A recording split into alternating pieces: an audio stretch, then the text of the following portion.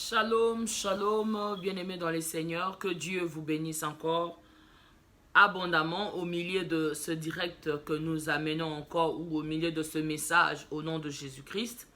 Bien-aimés, nous avons un message à apporter au peuple de Dieu, voilà pourquoi nous nous sommes présentés, même si je ne me sentais pas vraiment que je devais faire une vidéo aujourd'hui, mais par la grâce de Dieu, le Seigneur permet à ce que je me présente. Merci à tous ceux qui nous soutiennent. Merci à tous qui sont là ensemble avec nous parce que nous apportons devant le plateforme pour évangéliser ensemble avec nous. En tout cas, que le Seigneur vous soit rédévable. Laissons-nous un temps de prière. Éternel Dieu de gloire, merci pour ce temps. Accorde-nous encore une fois la grâce de libérer le message correctement selon ta volonté dans le nom de Jésus-Christ. Loin de nous, Seigneur, les pensées humaines. Loin de nous, Seigneur, l'Esprit, Seigneur, ô Dieu de garement. Au nom de Jésus-Christ, parle à ton peuple. Au nom de Jésus-Christ, Saint-Esprit de Dieu, que nous avons ainsi prié. Amen. Amen, amen, amen. Bien-aimés dans les Seigneurs, j'ai un message, j'ai eu très mal au cœur. Mais je m'en passais, je m'en pensais. Et ce n'est qu'il n'y a pas très longtemps ici que j'ai senti vraiment le Saint-Esprit bouillonner en moi que je dois libérer ce que j'ai à cœur. Bien aimé, nous allons parler sur l'histoire de Timothée et de Paul. Nous sommes dans les livres de 2 Timothée au chapitre 3. Nous allons lire du verset 10 à 17. Comme c'est le temps, prends le temps de lire à la maison. Déjà, excusez-moi, ne tenez pas compte de mon background. Mon background n'est pas bien, mais pour l'instant, c'est cette pièce ici que je dois faire le direct, dont je n'ai pas un autre coin. Donc, il fait aussi il y a un peu la lumière à l'extérieur. Donc, prière seulement d'écouter le message, car c'est le message qui est très important. Excusez-moi pour l'image. Alors, bien-aimés dans les Seigneurs, la Bible dit ceci, j'ai lu au nom de Jésus-Christ. Paul, pour toi, tu as suivi de près mon enseignement, ma conduite, mes résolutions, ma foi, ma douceur, ma charité, ma constance, mes persécutions, mes souffrances. À quelle souffrance n'ai-je pas été exposé à Antioche, à Icône, à Lystre? Quelle persécution n'ai-je pas supporté? Et le Seigneur m'a délivré de toutes. Or, ceux qui veulent vivre pieusement en Jésus-Christ seront persécutés. Mais les hommes méchants et imposteurs avanceront toujours plus dans le mal, égarant les autres et égarés eux-mêmes. Alléluia, parole du Seigneur. Bien-aimés dans les Seigneurs, je suis en train de voir un père de la foi qui est en train de conduire la lignée de son fils. Bien-aimés, je suis en train de voir une personne qui est en train de prévenir à cet enfant dans la foi de lui dire: quand tu verras peut-être ces choses, sache que je suis passé par là. J'ai été persécuté. J'ai été confronté dans de plusieurs prisons. Mais le Seigneur m'a délivré de toutes ces choses. Et il ne s'arrête pas là. Il dit à son fils: or, tous ceux qui veulent vivre pieusement en Jésus-Christ seront persécutés.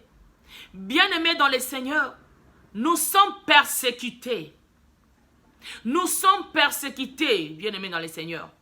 Ceux-là qui prêchent le vrai message, ceux qui sont là en train de chercher à te dire, ma soeur, mon frère, qui dans la distraction, ce monde ne nous appartient pas.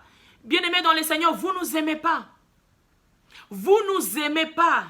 Vous n'aimez pas le vrai évangile. Bien-aimés dans le Seigneur, je vois des gens qui sont en train, en coulisses, de dire: ce pasteur est mauvais, ce pasteur induit le peuple en erreur. Mais devant le pasteur, les fidèles, soi-disant avec le nom que vous aimez bien qu'on vous colle fidèle parce que vous refusez de devenir aussi disciple, tu es en train de voir ton pasteur dans le mal. Vous voyez les hommes soi-disant de Dieu dans le mal, mais vous êtes en train d'acclamer. Et vous voulez que tous nous soyons de même.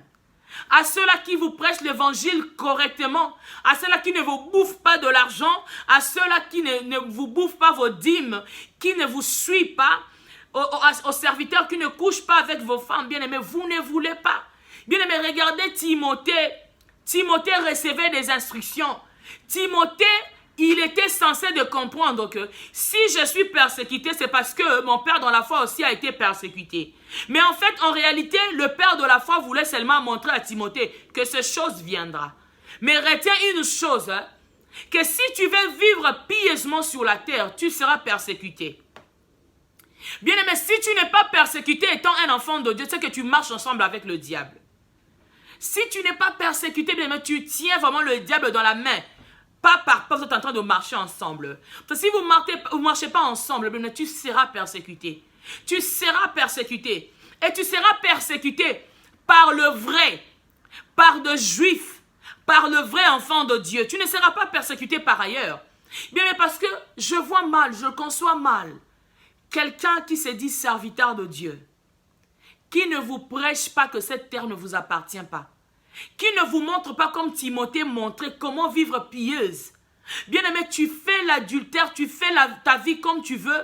Il y a un homme de Dieu soi-disant qui te dit continue. Tu te maquilles comme une Jézabel, quelqu'un te dit continue.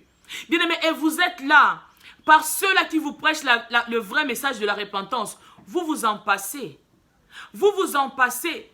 Voilà que de faux comme ça, de gens mauvais, comme la Bible nous dit ici dans 13, mais les hommes méchants, imposteurs, avanceront toujours dans le mal. Les imposteurs viennent dans les réseaux sociaux calmement. Ils n'ont plus le message à prêcher. Ils ne savent pas que non, ils doivent dire à l'église, remplissez l'huile dans vos lampes parce que le pouvez revenir. Non, vous êtes en train de prêcher quoi? Vous prêchez vous prêchez vos ventres parce que vous avez besoin de dîmes. Et vous, soi-disant le fidèle, comme vous aimez, qu'on vous appelle le fidèle, vous êtes en train d'acclamer. Vous dites, ah, mon pasteur a l'onction, mon pasteur prêche bien. Bien aimé, ceux-là qui sont en train de chercher à vous prêcher le vrai message qui vous amènera au ciel. Vous venez dans les commentaires vous insulter. Vous venez dans un commentaire vous critiquer. Vous cherchez même peut-être c'est mes oreilles qui vont vous faire du mal. Peut-être ce sera mon nez. Au lieu de s'ouvrir le contenu du message, tu viens, tu dis, ah, son nez est ceci, sa bouche est comme ça. Bien aimé, vous cherchez le mal au milieu de ce qui est dans le bien. Alors que les imposteurs sont en train d'avancer. Ils égarent le peuple de Dieu. Vous regardez les enfants de Dieu. Est-ce que vous savez que c'est vous par contre? Si aujourd'hui Dieu châtiera tous ces gens qui se disent faux serviteurs, s'ils le feront, je ne sais pas, ils vont entrer, je ne sais pas, dans l'enfer un jour. Ça sera à cause de vous, les disciples qui me suivez maintenant. Ça sera à cause de vous, ceux qui remplissez les églises. Vous remplissez des bancs et des chaises pour rien. Parce que ces gens sont en train de vous égarer. Et vous êtes là avec l'esprit d'égarement. Allez à gauche, partez à gauche. Vous êtes devenus des fanatiques. Bien aimé, je pouvais être fanatique de quelqu'un si au moins je m'emballe à ce que vous aimez. Si je suis en train, je ne sais pas, de m'embellir, d'apparaître, là vous allez dire je suis un pasteur. Mais je vais vous dire une chose. Selon ce que moi le Seigneur m'a montré, je garde la dignité de la personne. Nous passons aussi nous faisons aussi des délivrances. Et Dieu se manifeste dans la vie de gens. Nous avons aussi des témoignages. Mais bien aimé, il y a des témoignages que tu dois préserver l'identité ou la personnalité de cette personne-là que toi tu as prié pour elle. Mais vous là, parce que nous vous mettons pas tous, oh sortez les démons qui sont en train de parler, les gens qui sont en train de tomber, alors vous vous dites, ah, elle là, elle n'a pas l'onction. Lui là, il n'a pas l'onction. C'est seulement le pasteur, là, bien aimé. On est en train de vous mentir avec de fausses prophéties non fondées. Avec de paroles de connaissance que vous vous dites que non, c'est une prophétie. Bien aimé, l'esprit d'égarement. Eux-mêmes, ils sont déjà égarés. Ils sont en train de vous égarer. Et vous, par contre, au lieu de vous réveiller, vous êtes en train d'acclamer comme de, je sais pas, on appelle ça quoi, j'ai oublié même le nom de ces insectes-là. Mais vous êtes en train de leur suivre comme si c'était de la mangue pourrie. Bien aimé, sortez au milieu d'eux. Pourquoi vous acclamez quelqu'un qui se dit il est pasteur? Mais il vient dire des insanités devant les réseaux sociaux. Quelqu'un qui se dit pasteur, mais il vit dans la débauche. Non, pour vous, ça ne vous dit rien. Mais au moins, il y a un homme dans la Bible qui a mis le fondement. Il y a un homme qui s'appelait Paul. Il était intègre. Et il disait à son fils dans la foi d'être aussi intègre comme lui. De comprendre que si tu veux vivre pieuse, tu seras combattu. Donc, dans la vie de Timothée, il se disait déjà, je suis préparé. Je peux être combattu, je peux être, je peux être dans les obstacles, on peut m'amener devant les tribunaux.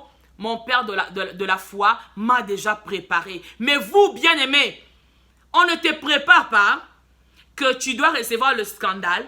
On ne te prépare pas, si tu es enfant de Dieu, ta vie aura une allure un peu lente.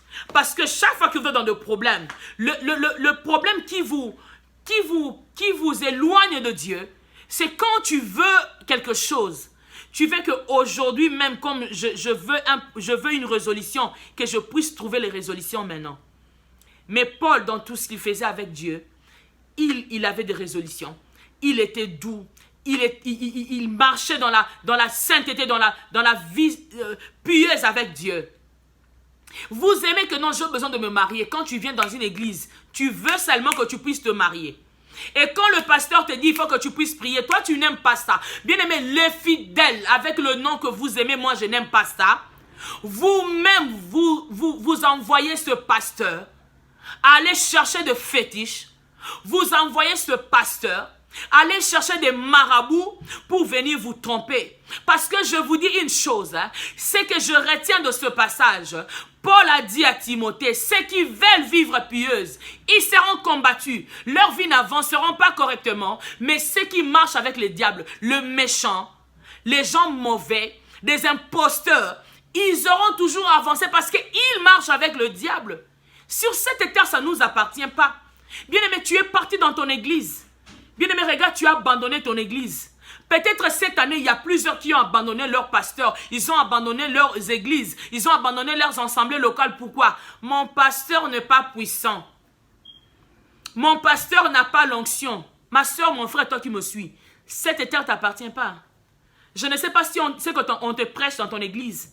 Mais moi, je ne te mentirai pas pour que tu viennes t'abonner ici, pour que tu puisses mettre des j'aime ou commenter ou partager. Si tu le fais, gloire soit rendue à Dieu. Si tu le fais pas, c'est ton problème. Moi, je fais vite pour avoir ne serait-ce que 2 personnes à présenter devant Jésus. Je dirais à Jésus, toi tu as présenté 12 au Père. Moi, je t'ai présenté même 2. Bien, mais je n'ai pas besoin de la foule. Mais c'est que j'ai besoin que tu te convertisses.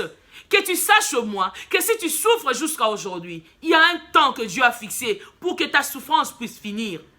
Ce qui est vrai, il saura toujours comment te donner des résolutions. Comme Paul a dit, dans toutes ces choses-là, Dieu lui faisait sous douche sortir dans ces embûches, dans ce problème. Ton pasteur te ment, il vous touche partout. Là, le pasteur est en train de toucher des femmes. Le pasteur couche avec des femmes. Bien-aimés, la Bible dit même que la nature même vous enseigne. Est-ce que vous avez lu quelque part Jésus touchait des femmes quand il priait pour elles?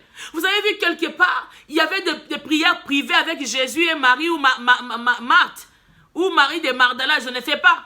Bien-aimés dans le Seigneur, vous-même vous êtes à la base de la transgression de l'église de Dieu. Pendant que vous êtes en train d'écouter ce message, que chacun de vous puisse s'arrêter un moment et qu'il puisse se repentir. Repentez-vous, bien-aimés dans le Seigneur. Dieu vous mettra dans le même niveau que ce pasteur que vous jugez, vous dit ce sont de faux. C'est vous qui les envoyez à être de faux. Parce qu'un pasteur pouvait avoir une idée, je commence lèvres, le Seigneur m'a donné lèvres. Et peu à peu, il commençait à prier pour les gens. Il voulait faire asseoir l'église par la prière, par les enseignements. Mais le pasteur commence à voir que le besoin des enfants de Dieu n'est que de voir le miracle. Et ce pasteur s'est dit, je ne sais pas comment faire. Parce qu'en réalité, nous ne sommes pas de ceux-là qui opèrent de miracles. Nous sommes des vases par lesquels le Seigneur passe pour opérer quelque chose. Et ce pasteur se fatiguera et il ira prendre des fétiches pour te satisfaire. Et par cette colère que ce pasteur a de voir que j'ai perdu ma vie, j'ai perdu ma vocation, à cause de cette église, le pasteur ne vous sera plus favorable. Il n'aura plus l'amour de l'église. Il ne va plus vous porter à cœur. Le pasteur va commencer à faire le sabotage, vous donner des prophéties mensongères, jouer avec vos corps, les femmes, et les autres détruire le mariage. C'est ça leur mission. Parce que quoi? Une église a trahi le maître. Souvenez-vous de ce qui s'est passé pour Moïse. Si Moïse n'a pas vu Canaan, c'était à cause du peuple d'Israël. Ils étaient là en train de chercher à dire Moïse pas comme ça. Moïse c'est ci, Moïse c'est là. Et Moïse a tapé la verge 2 fois. Il n'a pas vu Canaan. Mais au nom de Jésus-Christ, vous ne mourrez pas. Parce que quand vous venez avec vos commentaires aussi mauvais là, c'est pour que vous puissiez désorienter quelqu'un. Bien-aimé dans les seigneurs, serviteurs de Dieu, si tu as été appelé, tu ne peux plus tomber dans la boue. Tu ne peux plus suivre ce que les gens te disent. Écoute la voix de celui qui t'a appelé. Si tu n'étais pas encore perdu aussi, ressaisis-toi. Ce n'est pas toi le chef de l'église. Dieu t'a mis comme garant de ses âmes justes ici localement. C'est ça, nous appelons ça les assemblées locales. Bien-aimé pasteur, prophète, tu peux prier pour des gens. Ce n'est pas toi qui opères de miracles. Tu peux imposer tes mains. Laisse leur père, laisse celui qui était mort pour eux à la croix de pouvoir opérer ce qu'il veut opérer. Et si tu ne vois pas le miracle dans ton ministère, ne cherche pas de stratégie juste pour plaire à un peuple. Parce que un jour, quand Paul disait « Je traite mon corps durement, je le mets assujetti de peur que ces jours-là, je ne sois rejeté moi-même après avoir prêché les autres. » Faisons attention, serviteurs de Dieu. Ce que nous avons reçu de Dieu, ce n'est qu'une grâce. Et vous, le peuple qui nous aidez, qui êtes là comme nos enfants dans la foi, soyez là, restez dans l'enseignement. L'église ne s'assoit pas par le miracle. Les miracles accompagnent ceux qui croient. Si tu crois, le miracle va te suivre. Et il est question aussi du temps de Dieu. Il y a la part de l'homme, la part de Dieu et la notion du temps. Faites attention, bien-aimés dans les seigneurs. Vous êtes en train d'induire un peuple en erreur. Parce que nous autres aussi qui vous prêchons la vérité, nous sommes nombreux, nous sommes nombreuses qui vous disent faites attention, le Messie veut rentrer. Faites attention, abandonnez le mal, abandonnez ceci. Combien vous venez, combien vous nous soutenez par, je sais pas, vos argents ou vous nous soutenez par vos conseils dans vos prières. Vous ne les faites pas. Vous nous critiquez, vous nous détaillez comme si nous étions rien du tout devant vous. Vous ne voulez pas. Ce que vous aimez, c'est le message du châtiment. Là où vous avez mal, non, pasteur, gratte-moi du gauche, gratte-moi du droite. Bien-aimé dans les seigneurs, c'est ce que j'étais venu dire à une personne. Repentez-vous. Vous serez châtiés au même titre que ce faux serviteur sont en train d'être châtiés. Vous les honorez. Quand ils font de baises sur les réseaux sociaux, vous êtes là en train de cliquer de j'aime, de commentaires, de partager parce que c'est le bêtise. Donc tu t'engages à partager le bêtise d'un pasteur, soi-disant, qui se conduit mal parce que tu as rigolé, tu t'es dit, je partage aussi avec une autre personne et aussi ils vont rigoler. Mais alors qu'il y a une personne quelque part qui est en train de prêcher, qui est en train de te prêcher le vrai message de la repentance. Il y a quelque part un homme de Dieu qui est en train de te dire, répands-toi, Jésus-Christ revient et que cette vie ne nous appartient pas. Bien-aimés, vous en passez. Moi, je n'étais venu que dire ce que le Saint-Esprit m'a dit. De là où je n'ai pas pu, que le Saint-Esprit vous touche au nom de Jésus-Christ. De là où j'étais limité par mes mots, mais celui qui enseigne toutes choses vous enseigne. Mais ce que je vous dirais, bien-aimés dans les seigneurs, sortez dans la distraction, sortez dans les choses mauvaises. Il est temps que tu te prennes en considération que tu n'as plus le droit d'être égaré si réellement ton père dans la foi t'a enseigné le chemin de la vie pieuse. Mais si tu t'égares, c'est que tu n'as pas connu un père de la foi comme Paul. Que Dieu vous bénisse. Merci à toi qui vas aussi évangéliser et tu comprendras qu'il est temps que nous puissions nous souder pour gagner ceux qui sont encore dans le mal. Shalom.